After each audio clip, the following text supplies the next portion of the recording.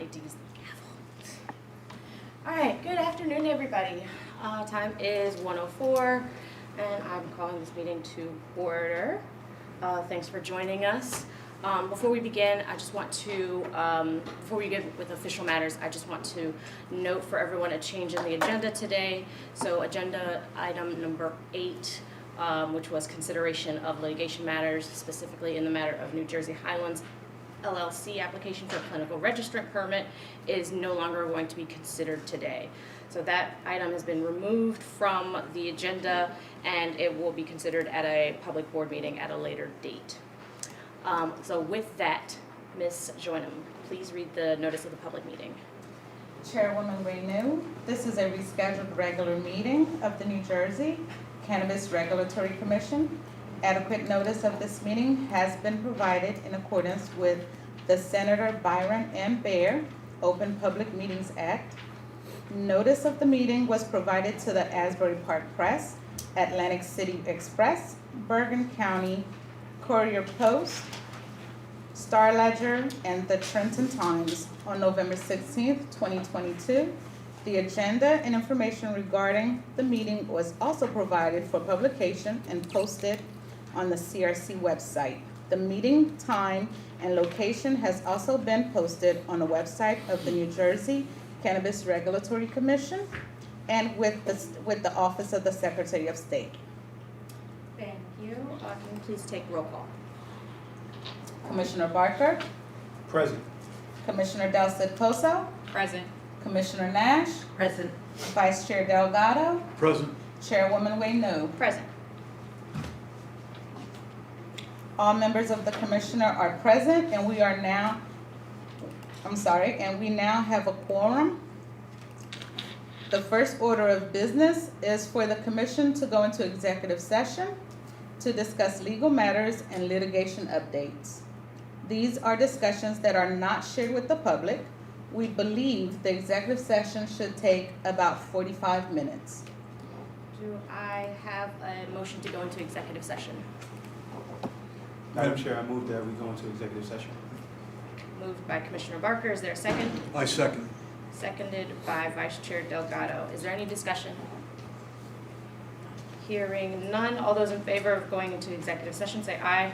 Aye. All those opposed say nay. Any abstentions? All right, the motion passes. The commission will go into executive session.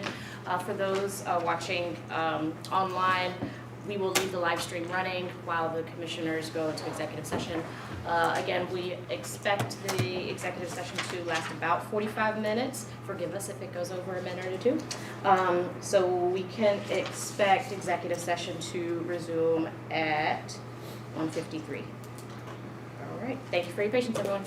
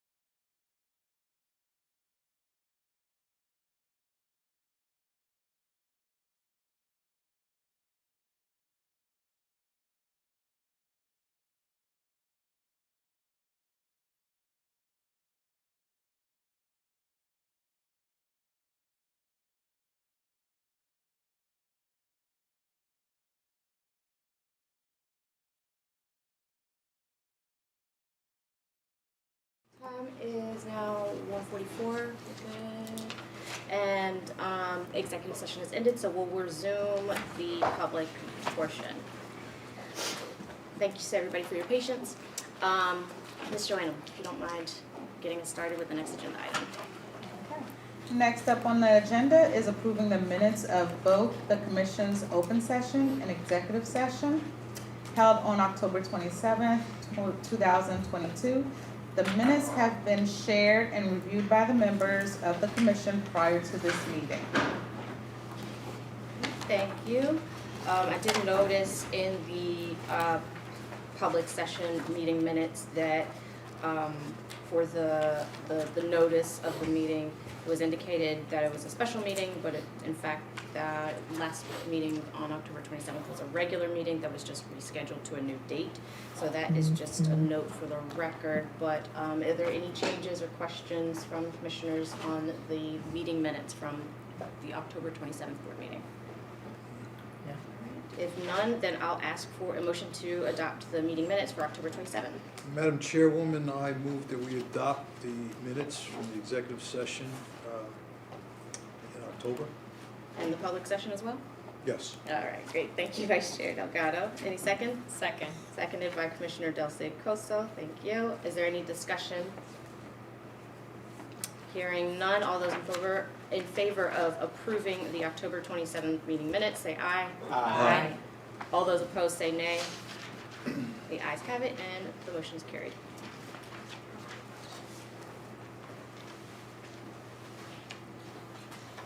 Okay, next on the agenda is the chair's report. So this being the last regular meeting of the commission for this year, I just want to note that, about a year ago, last December, I previewed some of the CRC's priorities for year 2022, including formal rule proposal for the recreational cannabis regulations, updating medicinal cannabis regulations, issuing licenses for recreational cannabis businesses, and expanded ATCs, beginning recreational cannabis sales and industry assessments. And I'm pleased to say that we've either accomplished or made significant strides on all of these priorities. And so in just a year and a half, the commission has stood up a brand new state agency, finished old application reviews from the Department of Health and for the medicinal cannabis program, and started issuing awards for the adult use industry. This year, we've had 5 medicinal cannabis businesses open, thus expanding the medicinal cannabis program that is so necessary for many of our patients across the state.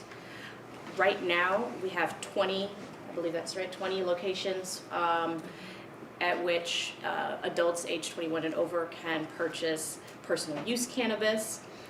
There's still a lot of room to grow, so our work doesn't end with those businesses, but when it comes to the new cannabis businesses, we've issued more than 800 conditional licenses and 18 annual licenses, with more licenses up for consideration today. And I believe Director Brown will be covering some of this in more detail later on, but of the licenses that we've awarded so far, we've had almost a third of them go to social equity businesses, and more than half going to diversely owned businesses, which I think is a huge accomplishment for the CRC team. Because the bottom line really is that the data shows that our priority review structure is working. The figures are really promising, and I'm really excited to see how our cannabis business program, cannabis industry in New Jersey continues to grow through the next year. And lastly, I'll just note that we've also partnered with the New Jersey Business Action Center to develop their Cannabis Academy, a free program that we discussed at our last board meeting, that the Business Action Center will launch next year to provide general business development support to cannabis entrepreneurs. So we've gotten a lot done this year. We still have a lot more work to do. Next year, we can anticipate continued expansion of the medicinal program, finalizing new regulations for personal use cannabis, and more businesses opening up to serve New Jerseyans. So I want to commend our CRC staff and my colleagues up here, my fellow commissioners, on the amazing work that has been done thus far to reach these milestones and these major achievements. We've done great work so far, and we're continuing on the path to even more success. So, thank you. Next on the agenda is the Executive Director's Report. Director Brown, you have the floor. Thank you, Chair Wayne. So today, just going to cover three things, and I'm going to save kind of the 2022 wrap-up statistics for January because it'll encompass also what the actions at this meeting. But I'm going to cover a report on authorities that have been delegated by the commissioners to staff, look at an update on application review, and then fill in some additional details on looking ahead to 23 as far as priorities for staff at the CRC. So there are a number of authorities pertaining to our work that have been delegated to staff at various times. There were a number on September 9th, 2022 at that meeting, and I'm going to cover 4 of those primarily: ATC and cannabis business identification cards, facility modifications, changes in location prior to a permit or license being issued, and curbside and home delivery plans. So for ATC identification cards, and this is covering the whole year of 2022, since this is the first report to the commission that I'm giving on this. The cards are renewed annually, ATC identification cards. We currently have 4,305 cannabis ATC identification cards. That is for all the employees that work at the businesses that are permitted to operate in the state of New Jersey. I want people to remember that number. I'm going to cover it again when we get into data on the industry in the future, because we're going to watch as these numbers grow, both in the medical market and then as we grow the recreational market. And I expect that to grow significantly over the next year and especially over the next couple years. For facility modifications, 4 have been approved. Harmony, facility modification to their dispensary, a facility modification to Air Wellness's manufacturing, a modification to TerraSen's dispensary, and finally a modification to Acreage's cultivation. There were 3 changes of location that were approved. These are Brute's Roots changed the location of their dispensary. New Jersey Pharmacana also changed the location of their dispensary, and finally Holistic Solutions changed the location of their dispensary. None of them have been issued permits yet, and so those locations, they submitted everything they needed to submit, so those were all approved. For curbside and home delivery, the only plan that was approved was Harmony, and that was medicinal cannabis home delivery. There have been no plans submitted for curbside, and that's the only plan that's been approved for home delivery on the medicinal side. Finally, another authority that was delegated was management services agreements and financial source agreements. So, outside of what has been in applications, and even there, the approvals that have been issued by the board, those entities haven't gotten up and running yet for the most part. So there are no approvals of MSAs or FSAs to report at this time since the 9th of September. I'll note that, we can make, for the board, we can make materials related to any of these available for inspection, review, et cetera, at your request. So just let me know outside of, through the normal course of business. Next slide. So moving on to the application update.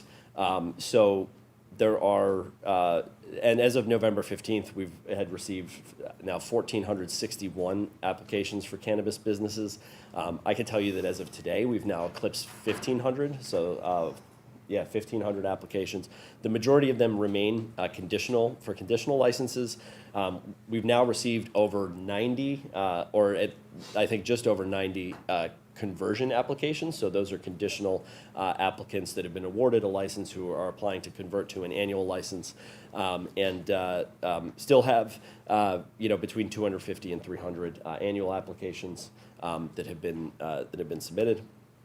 Only 60 applications as of November 15th had yet to advance to completeness review. That means they've been assessed for priority, assigned a priority that's been verified, but they had not been assessed for completeness. And the primary reason for that was issues where there was a problem with the priority, the materials for priority that had been submitted, and it was sent back to the applicant. But we're getting new applications every day, and so these numbers are changing every day. When we look at the breakdown here, the majority of applications received are in retail. That's 810. Second, cultivation, just under 400, and third, manufacturing. We are, occasionally receiving applications for wholesale distribution and delivery, and we are not accepting applications for those yet. When applicants submit those, they're rejected back, noting that we are not accepting for those yet, and we have rules that will need to be adopted before we can. As far as what businesses attest as to qualifications, 71% of all applicants attest to being diversely owned. That's not verified, that's just based on self-attestation. That means they're either minority-owned, women-owned, or disabled veteran-owned. 25% social equity, and 42% impact zone. Impact zone being whether they locate in an impact zone, are from an impact zone, or pledge to hire at least 25% of their employees from impact zones. So for today, we have 113 conditional applications up for consideration, 6 conditional to annual conversion applications, 8 annual applications, and 1 ATC expansion across 2 locations. So looking ahead to 2023, our chair covered, that we'll be adopting new rules. Additionally, in January, we'll have our next industry data update. So that's when we look at some of the statistics related to our license awardees and license holders. I'm also pleased to announce that we'll be adding in statistics on employees for the first time. I announced earlier this year that we were starting to collect demographic data as part of that ATC card identification process. We'll also be doing so when we get cannabis business identification cards up and rolling. And so we'll be able to report out on that. As of today, we currently have data on, or we have responses from roughly 70% of employees in the market. We're going to be working to get that higher as we go forward so that we have more robust data to report. But that will enable us to look at diversity and opportunity in this industry from, boards all the way down to bud tenders. Once rules are adopted, then the commission, if voted upon by the commission, a new notice of application acceptance can be adopted to open up applications for delivery, wholesale, and distributors. We expect to update medical rules and also as our chair rightly noted, we should expect the opening of many new businesses over the next year. Thank you. Next slide. And that is the end of my report. Thank you. Thank you, Director Brown. Are there any questions from the board for Director Brown? All right, excellent. Next on the agenda is the Public Engagement and Education Committee report. So the Public Engagement and Education Committee has been asked to provide a report on the committee's recent regional hearings, soliciting public input on how revenues from the social equity and excise fee should be appropriated under the CREAM Act. So I will turn it over to Commissioner Barker to provide the committee report. Thank you, Chairman Wade. May I have the floor? Yes. Good afternoon to the people in attendance and to everybody joining us virtually. Briefly, Commissioner Nash and I just want to share a brief overview of our most recent public hearings. They occurred a few weeks ago, as many of you know. The purpose is so that the public can understand how tax revenue should be invested in our communities. Through our Public Engagement Education Committee, we held 3 regional public hearings this past month in November to solicit public input from you, the public, about how tax revenue should be spent. We do understand, and I won't bury the lead, the meetings happened during the League of Municipalities, and there was also the MJ Biz Conference, and so we decided to host 2 more regional hearings that are upcoming. Commissioner Nash will share some details about that after I speak. But what I do want to highlight are a few major takeaways that should not be lost on the public or on this room. During our hearings, we did highlight, and Director Brown has explained this several times during our public meetings, revenue from the Q4 fiscal year was used to fund New Jersey Business Action Center's Cannabis Academy. It is a potential national model for equitable and inclusive technical assistance for prospective cannabis businesses. The public also continues to express that no tax revenue, I do want to repeat this, no tax revenue should be used to fund law enforcement. This is a key theme that carried over from our previous report back in March 2022, from our previous hearings in March 2022. I also want to emphasize that speakers shared thoughts on social equity programs ranging from resources for indigenous communities, organic farming methods that can improve the overall well-being and quality of life, Black maternal health care centers, community resource centers, appropriate educational resources, workforce development. I mean, the ideas there were a whole list of ideas. And so we need to hear from you again, right? I can't bury the lead here. The key focus and a key highlight is to emphasize impact zones. And our statute expresses how impact zones are hardest hit communities. What I do want to express that everybody in the room, everybody watching publicly, can refer to our website for a list of impact zones, economically disadvantaged areas. These are the areas where tax revenue should go, where social equity programs need to go. And secondly, our social equity excise fee. It is a critical component of our social equity efforts, but it is very minimal. Many of you in the room know that the excise fee is, as of now, is totaling a few $100,000 when we're generating tens of millions and potentially hundreds of millions in overall tax revenue. So we just want to highlight to the public to keep the pressure on your representatives, and we just want to highlight for the legislature and the governor to please consider using the lion's share of all tax revenue to support social equity programs. With that said, I want to close before I turn it over to Commissioner Nash by saying it's critical to hear from the people. We need you to raise your voices. We need advocates to raise their voices so that funds from cannabis tax revenue can go to the right causes, so that they can right the wrongs, and so that, we've heard marvelous ideas, and we just want to see those ideas become real life programs. So with that said, I will turn it over to Commissioner Nash. She will get into when the hearings will take place and share some brief comments that she would like to relay. Thank you. Thank you, Commissioner Barker, and good afternoon, everyone. So our next round of virtual excise fee hearings will take place beginning at 7 p.m. on Tuesday, January 10th, and Wednesday, January 18th. And these meetings will not be region-specific, so anyone can sign up to comment from North, South, or Central, or you can submit comments in writing.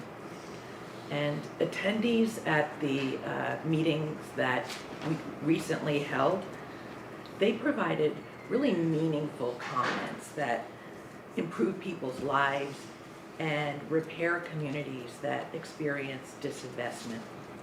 And these recommendations, as Commissioner Barker said, will be communicated to the legislature and the governor. So it's crucial that we have input, and I encourage everyone here and everyone that's tuning in virtually, please join us. Your voice does matter. So to find out where to submit comments, you want to go to our website to sign up if you wish to speak at either of the hearings. And you can go to nj.gov/cannabis/meetings. and select the tab for regional hearings. The deadline to register to speak is 5 p.m. the day before each of the hearings, and the deadline to submit written comments is January 20th. Commissioner Barker, I'm going to turn it back to you. Thank you, Commissioner Nash. With that said, I'll turn it over to Chairwoman Wayne. Thank you to each of you for sharing those takeaways and those highlights from the recent meeting hearings, and for your commitment to holding additional hearings to supplement the information that you've received so far. Ms. Joanna, if you could announce the next agenda item. As the chair noted at the start of the meeting, consideration of litigation matters is being postponed and will not take place today. Next on the agenda is adoption of New Jersey CRC Code of Ethics. Thank you. New Jersey law requires the commission to adopt a code of ethics that is modeled on New Jersey's Code of Judicial Conduct. And so on behalf of the audit committee, I'll provide a summary of the draft code of ethics that is before the commission today. Next slide. So as a general matter, board members and staff are governed by several documents, including the New Jersey Conflicts of Interest Law, the Uniform Ethics Code, the medicinal and adult use cannabis statutes and the resulting regulations, as well as the Commission's own Code of Ethics. The goals of the draft Code of Ethics that is before my Commission members today are to promote trust and confidence in the duties performed by the Commission, protect the Commission from private, commercial, economic, or political interference, and protect the NJCRC's integrity as a quasi-judicial entity. Some of the topics that are covered in the Code of Ethics include pre-employment restrictions, required financial disclosures, duties during appointment or employment for staff members, outside activities and employment by commissioners and staff, including participation in events or activities on one's personal time, and post-employment restrictions. Now, many of these are outlined in statute, but I do also want to note just a few notable prohibitions that are unique to the CRC. So some of our unique prohibitions in this Code of Ethics would be prohibitions on having any interest in a regulated entity before or during employment with or appointment to the CRC, making any promises of board action or a recommendation to the board regarding any matters, commissioners having any outside employment, and commissioners talking to regulated entities ex parte about any pending or impending matters. So the law requires that the CRC get approval from the New Jersey State Ethics Commission before the code can take effect for our agency. And in accordance with that law, the State Ethics Commission has reviewed and has approved the draft Code of Ethics earlier this week on November 29th. And so should the code be adopted today, it would take effect immediately. With that, are there any questions regarding the summary I've provided? Hearing none, do I hear a motion to approve the resolution concerning the adoption of the Commission's Code of Ethics? Madam Chair, I move to adopt the resolution concerning the Commission's Code of Ethics. Moved by Commissioner Del Cid Coso. Is there a second? I second. Seconded by Vice Chair Delgado. Is there any discussion? Hearing no discussion, Ms. Joanna, can you please call the vote? Commissioner Barker, Aye. Commissioner Del Cid Coso, Yes. Commissioner Nash, Yes. Vice Chair Delgado, Yes. Chairwoman Wayne. Yes. The resolution passed. Next item for consideration is the rule proposal for cannabis consumption areas. Thank you, Ms. Joynham. Director Brown, can you please provide a summary of the rule proposal for cannabis consumption areas? Absolutely, thank you, Chairwoman. The board has for consideration a rule proposal for cannabis consumption areas. It's a proposed rule that authorizes consumption areas for cannabis retailers. It would require that, and this is pursuant to the law, that both the CRC and municipality approves of any cannabis consumption area.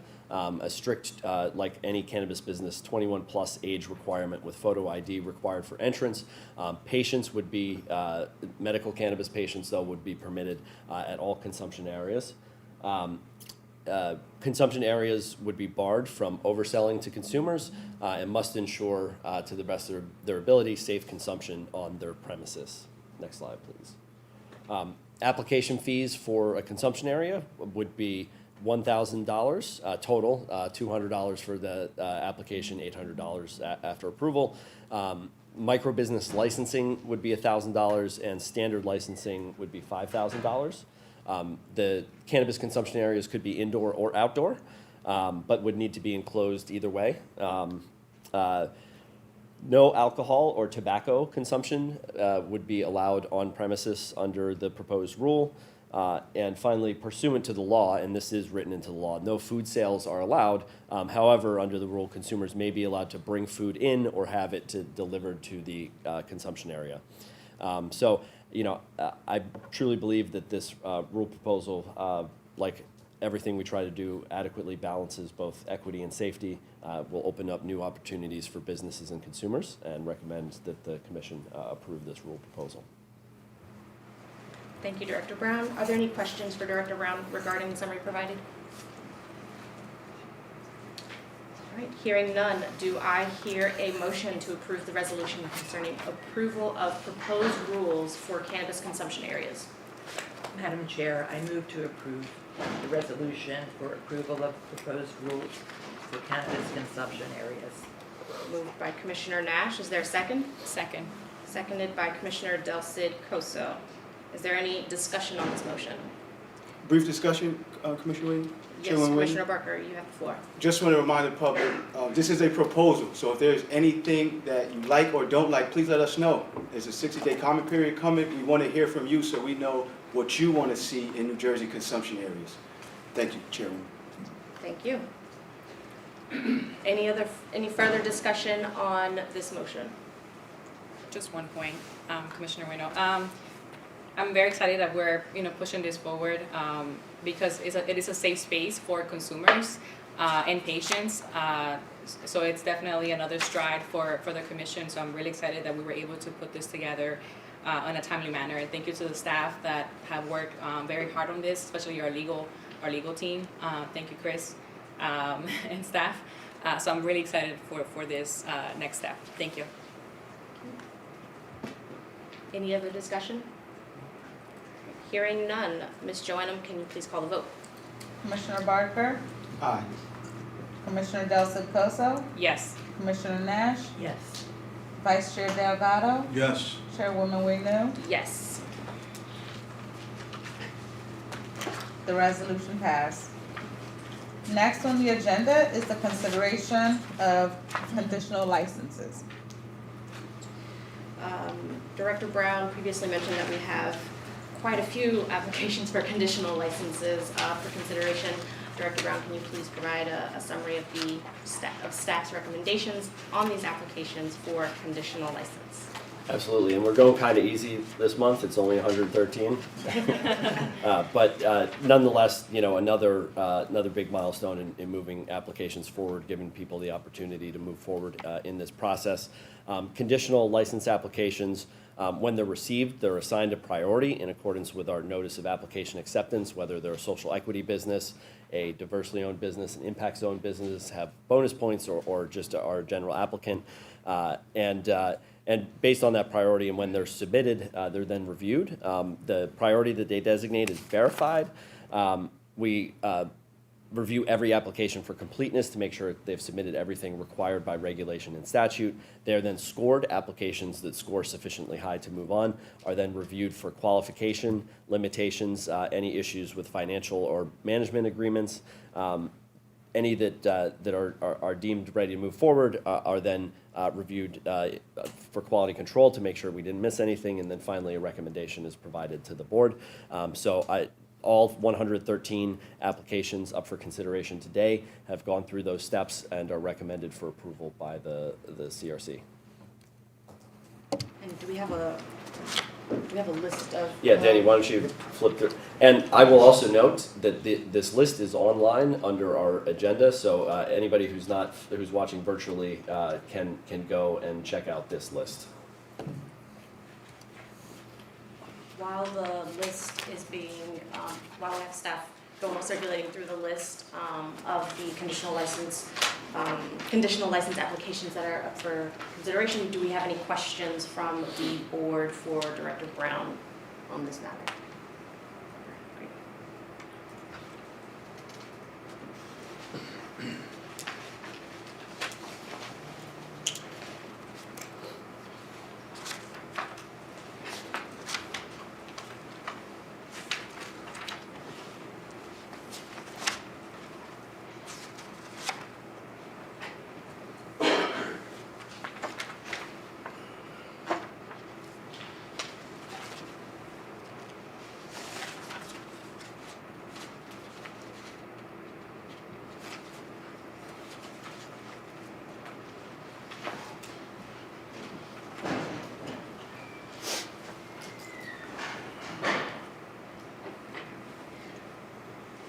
Great.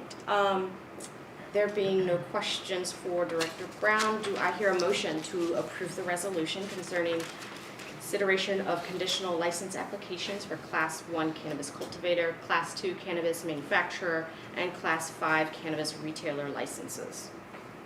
Madam Chair, I move to approve the resolution concerning conditional applications, Class 1, Class 2, Class 5. Moved by Commissioner Barker. Is there a second? Second. Seconded by Commissioner Nash. Is there any discussion? Hearing none, Ms. Joanna, can you please call the vote? Commissioner Barker, Aye. Commissioner Del Coso, Yes. Commissioner Nash, Yes. Vice Chair Delgado, Yes. Chairwoman Wenu. Yes. The resolution passes. Next item for consideration are conditional conversion applications. Director Brown, can you please provide a summary of staff's recommendations for the conditional conversion applications? Absolutely, thank you, Chairwoman. So our application review process prioritizes first conditional applicants, then conditional applicants that have applied to convert to annual licensure. And so up for consideration here are 6 conditional conversions, 6 conditional applicants applying to convert their conditional license to an annual license. Much like conditional applications, they're assigned a priority. That priority is verified in accordance with the notice of application acceptance. They're reviewed for completeness. They're then scored. Those that score sufficiently high to move on, then move on and are reviewed for limitations, financial management agreements, financial source agreements. There's a qualification review. So our investigation staff looks into fingerprints as well as any issues pertaining to financing, source of funds. Finally, there's quality control, and then a recommendation is made to the board.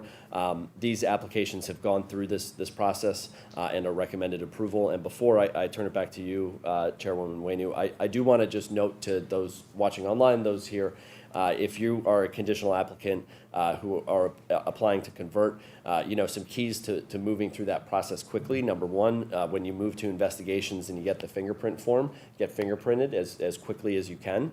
Sometimes, once fingerprinted, fingerprints can come back in a matter of days. Sometimes it takes weeks to a month. It's outside of our control. So the sooner you can get that done, the better. Secondly, our investigators, they'll make requests for documents, interviews. Just be as responsive as you can with them. The quicker you respond to inquiries from them, the quicker they can review the materials and then turn around a report or ultimately do what they need to do with that particular application. That's true for annuals as well. I think, and just expectation speaking, we're seeing right now in investigations taking somewhere between 30 and 90 days, depending on really the particulars of a given application. Again, get the fingerprints done, be responsive, and get materials in as requested, and our folks are able to move you through that process expeditiously. So these applications, they're all former conditional license holders. They've been reviewed both for scoring, completeness, they've been investigated, they've been deemed qualified to hold licenses, and therefore are recommended for approval by the Commission. Thank you. Are there any questions from the board for Director Brown regarding his summary? All right, hearing none, do I hear a motion to approve the resolution considering the consideration of applications to convert from conditional to annual Class 1 cannabis cultivator, Class 2 manufacturer, and Class 5 cannabis retailer licenses? Madam Chair, I move to approve the resolution for consideration of applications to convert from conditional to annual Class 1 cannabis cultivator, Class 2 cannabis manufacturer, and Class 5 cannabis retailer licenses. Thank you, Commissioner Nash. Is there a second? Second. Seconded by Commissioner Del Cid Coso. Is there any discussion on this motion? Hearing none, Ms. Joanna, can you please call the vote? Commissioner Barker, Nay. Commissioner Del Cid Coso, Yes. Commissioner Nash, Yes. Vice Chair Delgado, Yes. Chairwoman Wenu. Yes. The resolution passes. Next item for consideration are annual license applications. Thank you. Director Brown, can you please provide a summary of staff's recommendations for the annual license applications? Yes, thank you, Chairwoman. Similar to the two previous cohorts of applications, we have 8 annual applications that are recommended for approval here by the Commission. Conditionals are reviewed and processed first, then conditional conversions, and then annuals. So with these annual applications, they've been assigned a priority. That priority has been verified, whether they're social equity business, diversely owned, or qualify for some other application category. They've been reviewed for completeness, scored. They've scored sufficiently high. They've been reviewed for limitations, have been investigated for qualification, both as far as criminal history background checks and financial source review. They've undergone quality control, and they are recommended as being deemed qualified to hold licenses, to hold annual licenses, and therefore are recommended for approval by the Commission. Thank you. Are there any questions for Director Brown regarding the summary for annual licenses? Hearing none, do I hear a motion to approve the resolution for the consideration of annual cannabis business applications for Class 1 cannabis cultivator and Class 5 cannabis retailer licenses? Chairwoman, I move to adopt this resolution concerning the consideration of annual cannabis businesses applications for Class 1 cultivator and Class 5 retail licenses. Moved by Commissioner Del Cid Coso. Is there a second? Madam Chairwoman, I second. Seconded by Vice Chair Delgado. Is there any discussion? Hearing none, Ms. Joanna, can you please call the vote? Commissioner Barker, Nay. Commissioner Del Cid Coso, Yes. Commissioner Nash, Yes. Vice Chair Delgado, Yes. Chairwoman Wenu. Yes. Resolution passes. Next item for consideration, the expansion certification for Harmony Foundation of New Jersey. Thank you. Director Brown, can you please provide a summary of staff's recommendations for regarding Harmony's expansion certification materials? Absolutely. Thank you, Chairwoman. So when an alternative treatment center entity permitted to operate in our medical market wants to expand to adult use sales, they have to meet a number of statutory and regulatory provisions. These include municipal approval, proof of sufficient supply to continue to meet patient need after expansion, plans to ensure patient access, plans to address equity and safety, our considerations are really focused around patients, number of patients enrolled statewide. We look at the patient enrollment at each alternative treatment center, the inventory, their sales, their current canopy, as well as the canopy needed to cover both patients and adult use consumers in the future, as well as ATC's production. So Harmony Foundation has submitted plans to expand into adult use. They include adding point-of-sale systems for patients only. They have undergone a facility modification to expand their dispensary. They've committed to all the patient access standards provisions that the Commission has recommended and included with other ATC expansions. Therefore, Harmony Foundation is recommended for approval. This includes both cultivation and dispensing at their Secaucus facility, as well as cultivation and manufacturing at their Lafayette facility. Thank you. Thank you. And Director Brown, I believe there's a limitation that is also being recommendation for Correct, this, yes, correct? yes. So our recommendation as a condition of this approval is that the issuance of the Class 1 cultivator licenses is conditioned on the first harvest from their Lafayette cultivation facility. This is to ensure that the cultivation in Secaucus continues to meet the needs of patients while their new cultivation capacity is fully operationalized. I believe there's also a Yes. a requirement on the patient access piece. Thank you, Madam Chair. So additionally, I mentioned that they are opening new patient-only point-of-sale systems. If those are insufficient, a condition is that they will have to move their adult use point-of-sale systems back to serving patients as well if the patient-only point-of-sale systems are not sufficient to meet the needs of patients. Thank you. Are there any questions for Director Brown regarding the certification summary? Hearing none, do I hear a motion to approve the resolution concerning acceptance of certification for Alternative Treatment Center Harmony Foundation of New Jersey, Inc. to expand operations to the adult personal use cannabis market? Madam Chairwoman, I move that we accept the certification for the Alternative Treatment Center Harmony Foundation of New Jersey, Inc. to expand operations to the adult personal use cannabis market. Thank you. Moved by Vice Chair Delgado. Is there a second? Second. Seconded by Commissioner Del Cid Coso. Is there any discussion on this motion? Preferably not by a cell phone. All right.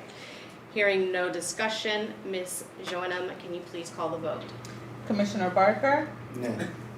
Commissioner Del Cid Coso, Yes. Commissioner Nash, Yes.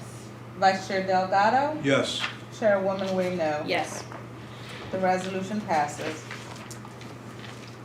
Next item for consideration is an amendment to requirements imposed to 2019 RFA medicinal cannabis permit awardees. Thank you. Director Brown, can you please provide a summary of the amendment that is being recommended here and the need for that amendment for the 2019 RFA awardees? Thank you, Chairwoman. So what we are recommending is that the Commission extend the deadline in the final agency decisions for the RFA, the 2019 RFA dispensary awardees for 6 months. This would give them additional time to get operational. We're finding that 12 months was not enough time for them. In a lot of cases, municipalities, their governing bodies have changed. They're having, some are having issues with local approvals, having to switch municipalities. There are delays with supply chain. All the reasons we've talked about before for the, extending conditional licenses hold true for the 2019 awardees as well, which is why we're recommending a 6-month extension which would extend 6 months past December 7th, I believe. Thank you. Are there any questions for Director Brown regarding this recommendation? Yes. I believe there's also a stipulation about requiring them to have a mobilization plan.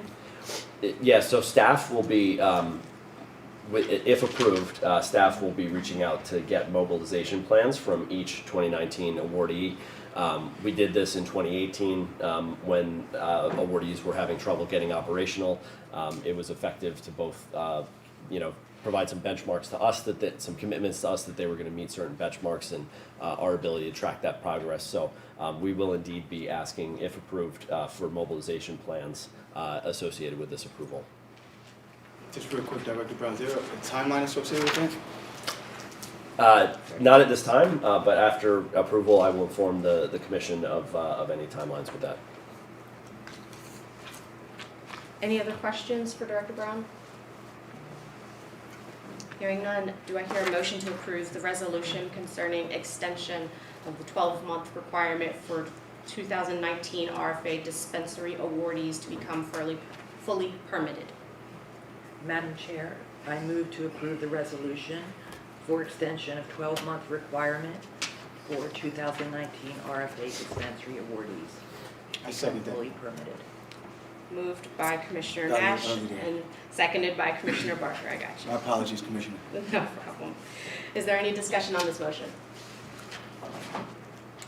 Hearing none, Ms. Joannem, can you please call the vote? Commissioner Barker, Aye. Commissioner Del Coso, Yes. Commissioner Nash, Yes. Vice Chair Delgado, Yes. Chairwoman Wenu. Yes. The resolution passes.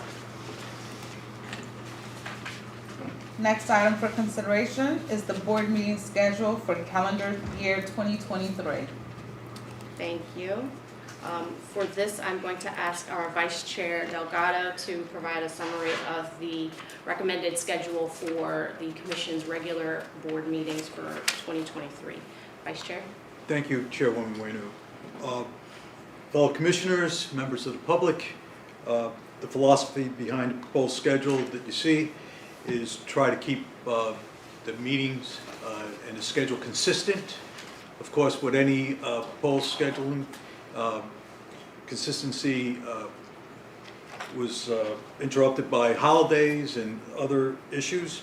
So as you see, we have 10 public meetings during the year. 7 of those will be on Thursdays. We will not meet in August, nor will we meet in November.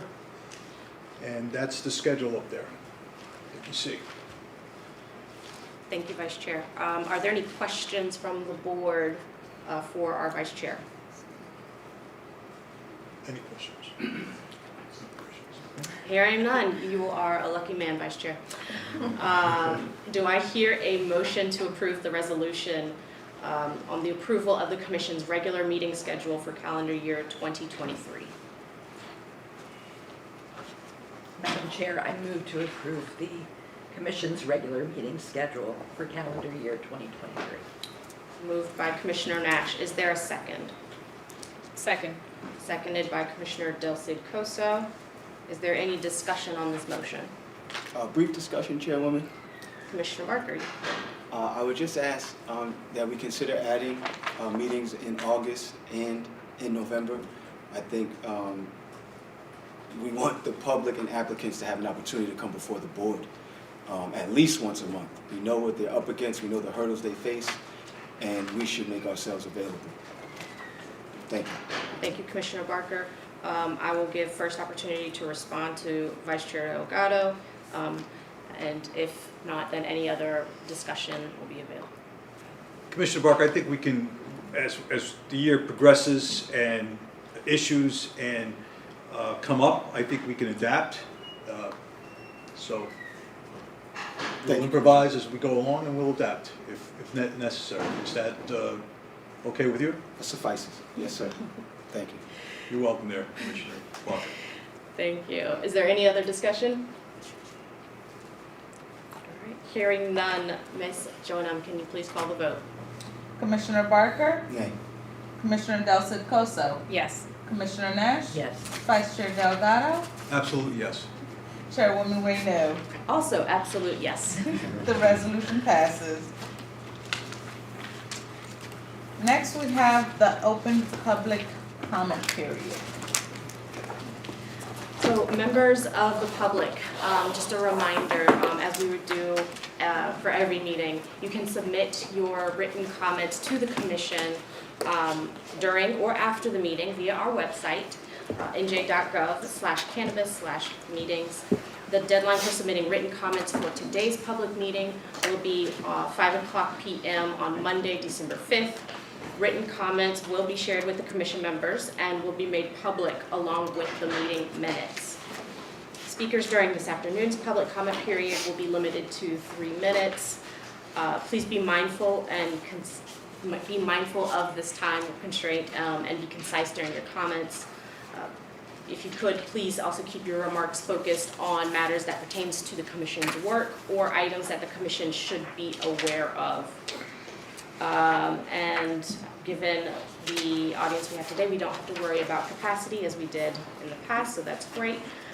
So Ms. Joanna will call up the names of our registered speakers in the order in which they signed up. When your name is called, we ask that you move to the front. We have 2 seats available and a microphone available for any speakers who wish to share comments with the commission. With that, Ms. Joanna, I will turn it over to you to call on our first speakers. Thank you, Chairwoman. As a reminder, public speakers during this afternoon's public comment period will be limited to 3 minutes. Please be respectful and concise during your comments.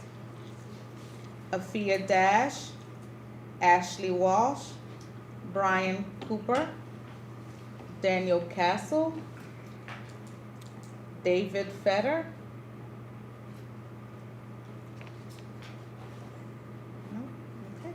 Edwin Robles, Fred Jackson.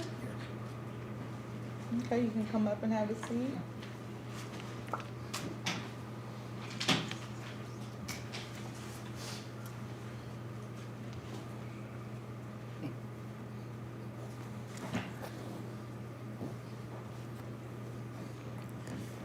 Good afternoon, Madam Chairman.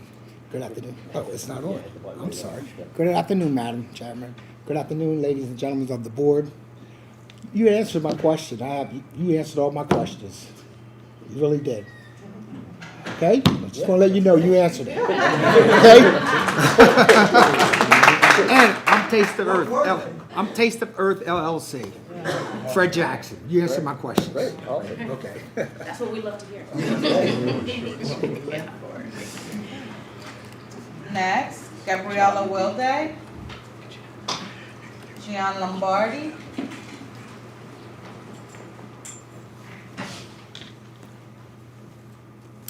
Do we answer all your questions too? Not quite, but it was informative. I appreciate the insight Executive Director Brown gave on moving applications forward, and that's really the juxt of my comments here. So good afternoon, everyone. My name is Gian Lombardi. I'm a part owner in a diversity-owned impact zone conditional conversion license applicant for retail. My comments today are focused on the timelines for getting new businesses operating. Leaving aside my personal experience in the matter, I think we can all agree that delays in getting new adult-use cannabis businesses operating don't serve the people of New Jersey well at all. These delays have 3 serious consequences. 1, delays impose potential fatal financial burden of site control's real estate carrying costs on applicants awaiting licensure. 2, delays foster an environment where more illegal, unlicensed pop-up shops open, further entrenching the unregulated market in New Jersey. And 3rd, delays prevent the increased competitive market pressure needed to lower prices and improve quality. So therefore, the CRC's mission of delivering equity and safety is undermined when new cannabis businesses that are qualified to open are delayed from doing so. No doubt there are many factors related to this that are beyond the CRC's control, including municipal opt-in, local resolution support, the real estate market for cannabis zone properties, access to capital for new businesses. And despite the CRC's lack of control on these barriers, I give you guys a lot of credit for trying to address them. With that said, the one thing that you're going to get a lot more juice for the squeeze from is something you have complete control over, and that's the application review process. So I think I've heard comments saying that it's going well, and I'm sure your team is working valiantly to make that happen. I think today's new awards are welcome progress there. Effort's important, but outcome is ultimately what matters here. And in this regard, I would remind the CRC of the following guidance from its own adopted regulations. 1730, subchapter 7.2, paragraph C reads, not more than 30 days after the receipt of a conditional license application, the Commission shall make a determination on the application. And going to 7.9, paragraph C, not more than 90 days after the receipt of an annual license application, the Commission shall make a determination. Now, in fairness, both of those are stated targets. They're not guarantees. But it's clear that's the CRC's intended time frame for determination. And it's also the expectations of a lot of applicants. So I would ask all of you, if we're not hitting these targets, is that really success? And what can we be doing to get there? So that's really the crux of it. So consider this my letter requesting cure. How can we get that speed up? How can we turn those times around? Because ultimately that's going to have such a positive impact, and it's the one thing you guys really can control. So thank you for listening and for the work you're doing and for all of your effort in making this market equitable and safe. Thanks. Thank you.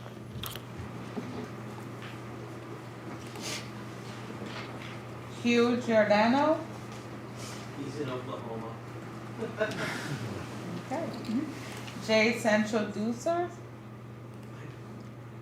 Jessie Marie Villers.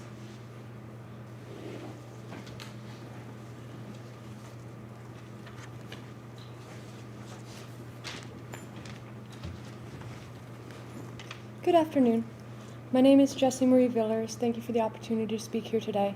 I'm the owner and CEO of Baked by the River Dispensary, Class 5 conditional license recipient, and CEO of Cannabis Equity Employment. My first statement is regarding the NJCRC classification of diversely owned businesses. It is inspiring to see that minority-owned, women-owned, and disabled veteran-owned businesses are receiving priority in the application process. I want to praise the NJCRC for creating these classifications and for requiring these classifications to go to businesses that are 51% or more owned and controlled by the applicant receiving prioritization. But as a woman-owned business, it is disappointing to see so many businesses that are using loopholes within their ownership structures, listing uninvolved familial relations, and structuring operating agreements to disingenuously receive diversity classification and prioritization. I would like the NJCRC to be more stringent on how investors are taking advantage of small business entrepreneurs and put in place more ownership and operating agreement restrictions and protections for diversely owned businesses. Building off my statement on diversely owned business classifications, I would like to take this opportunity to advocate for LGBTQ+ owned cannabis businesses. Governor Murphy visited my small city of Lambertville this year to sign into law an executive order enabling the certification of businesses as LGBTQ+ owned. Not only does this bill help track valuable data on diversity of NJ businesses, but it allows LGBTQ+ owned businesses to be included in development initiatives and procurement opportunities. To quote Governor Murphy, enabling the certification of businesses as LGBTQ+ owned will encourage the success of these enterprises by enhancing their visibility, providing them with an extra layer of authenticity in their business ventures, and demonstrating that they are welcome and vital participants in our economy. The NJCRC should take this as an opportunity to also recognize and prioritize LGBTQ+ owned cannabis businesses in the licensing process. It would be straightforward now that the state is paving the way by starting to certify LGBTQ+ owned businesses. The LGBTQ+ community has always been an integral part of cannabis culture and cannabis activism and deserves to be recognized and prioritized in this new industry. Finally, I would like to discuss the promises that the cannabis businesses have made as part of the application process and see how the NJCRC plans to hold businesses accountable for those commitments. Specifically, the commitment many businesses have made to hire 25% of their future workforce from the nearest impact zone. I would like to know how the NJCRC plans to hold businesses accountable on an ongoing basis to make sure that they live up to the promises they've made for equitable hiring practices. The NJCRC's response will determine if these businesses will actually follow through on equitable hiring. And I'm very excited to see that the Commission will now be featuring employment statistics in their diversity listings moving forward, and I'm excited to see how those turn out as well. Thank you so much for the opportunity to speak here today, and congratulations to the NJCRC for an exceptional first year.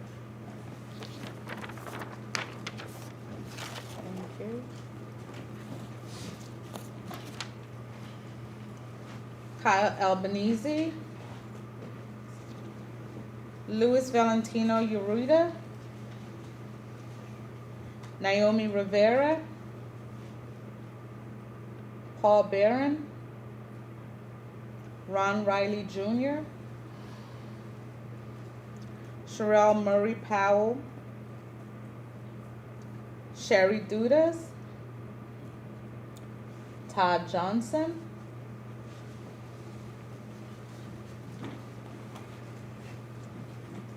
Good afternoon. Good afternoon, Chair Wainu, Vice Chair Delgado, Commissioners Nash, Del Cid Coso, and Barker. Hello, Executive Director Brown.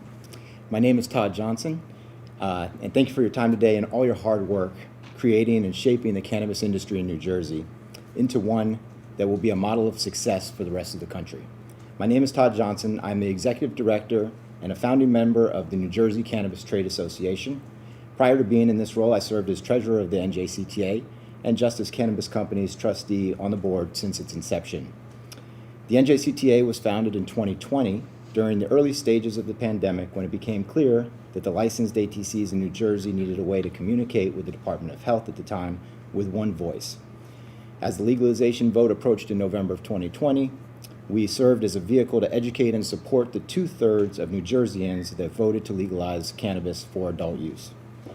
Currently, the NJCTA is comprised of 15 members, and membership is open to any entity that is permitted by the CRC to operate in New Jersey's regulated cannabis industry. Our membership includes vertically integrated and standalone permit holders, multi-state and single-state operators, and minority and women-owned business enterprises. Collectively, the NJCTA works to strengthen the state's cannabis industry through our steadfast commitment to safe access for medical patients, social equity, and employment and education. We strive to elevate public awareness and encourage the implementation of thoughtful and responsible cannabis policy in New Jersey. As an example of our focus on medical patients, upon the commencement of adult use sales, we established a working group with the Coalition for Medical Marijuana in New Jersey, the leading patient advocacy group in the state. This working group regularly met to discuss the rollout of adult use sales and address in real time any issues affecting medical patient access. We are proud of the partnership and learned that medical patient access was not negatively affected and patient prioritization at expanded ATCs worked as designed. The NJCTA has also partnered with Mercer County Community College to provide scholarships in connection with the NJ Cannabis Certified Program.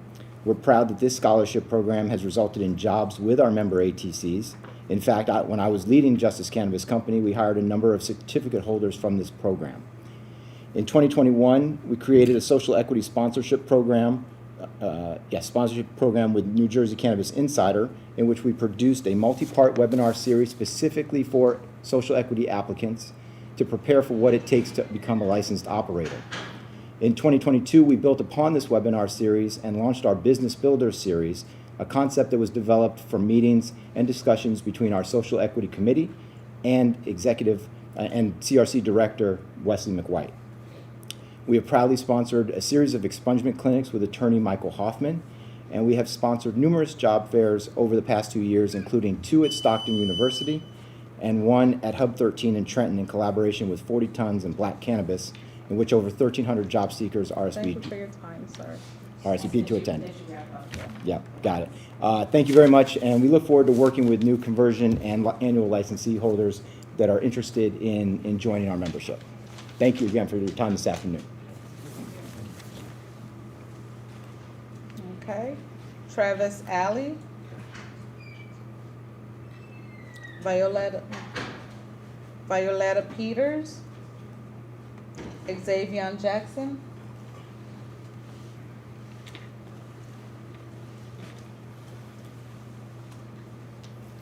Good afternoon. All right. My name is Xavier Jackson. It's Xavian Jackson. I am co-founder of Taste of Earth LLC out of Millville, New Jersey, Cumberland County. We are a disabled veteran and minority-owned business that qualifies to be considered as an impact zone. We are trying to obtain our Class 5 micro business conditional retail license here in New Jersey. My dad and I started our journey back in April 2022. Since then, I've done a lot of research, more than I've done in my 28 years of my life, starting by researching what municipalities will allow a retail storefront in their city. Down here in South Jersey, it's pretty slim, and this is why I decided to take this route first. May 27th, 2022, we received our letter of support from the municipality of our choice. We are in December. I've reached out several times by filling out the form on the website to get in contact with someone from the CRC. After about 8 cure letters, going back and forth, submitting application after application, we finally thought we made it. We resubmitted our final adjustments to our application from your October 5th cure letter on October 7th, 2022. We finally thought we had it. Waiting for 7 weeks, no cure letter. That's the longest we have gotten without getting it sent back. We got this. In this time of waiting, I was still putting in forms to be contacted to get some insight on our application. Still nothing. I get an email 2 weeks before this meeting saying that you guys tried to contact me and my phone had a busy tone. That never happens. So I emailed back and gave them my number via email. The gentleman who called said that he dialed the wrong number and that he was sorry. If I didn't contact him back, I highly doubt that he was going to even try to call, the number that's posted on the application again. And this is the state we're talking about. You guys said our regulatory compliance plan was too vague. After sitting around for 7 weeks, you guys waited 2 weeks before this meeting to tell us this, only because of our initiation of communication. So we fixed it. Application was finally submitted again on November 23rd, 2022, number 9 on the cure letter. And we will not give up. Now I have some questions for your commission. What is your turnaround date on cure letters? What is the best communication method for people that are doing this for the first time? Because when I spoke with the gentleman on November 21st, seemed like he opened our application for the first time since before the most recent cure letter was sent, addressing items that were sent in the cure letter on October 5th. We don't need our hands to be held, but we also need more assistance than one phone call over the course of 30 weeks of requesting appointments. We understand and we are trying to be patient. However, we also feel that this process is still considered to be unknown. Thank you again. My name is Xavier Jackson, representing Taste of Earth LLC out of South Jersey. Thank you.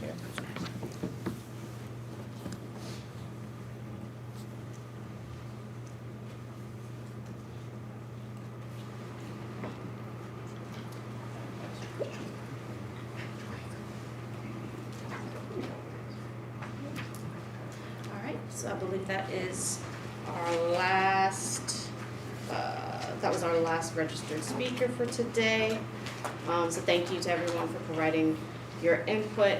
Again, individuals can submit comments to the commission in writing via our website, nj.gov/cannabis/meetings. And the deadline to submit written comments for today's meeting is 5:00 p.m. on Monday, December 5th.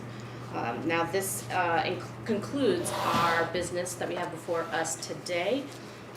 Do I hear unless there's anyone who doesn't want to get to the World Cup watch parties, I'll ask for a motion to adjourn. I move that we adjourn, Madam Chair. All right. Second. Moved by Vice Chair Delgado and seconded by Commissioner Barker. Is there any discussion on this motion to adjourn? Hearing no discussion, all those in favor say aye. Aye. Aye. All those opposed say nay.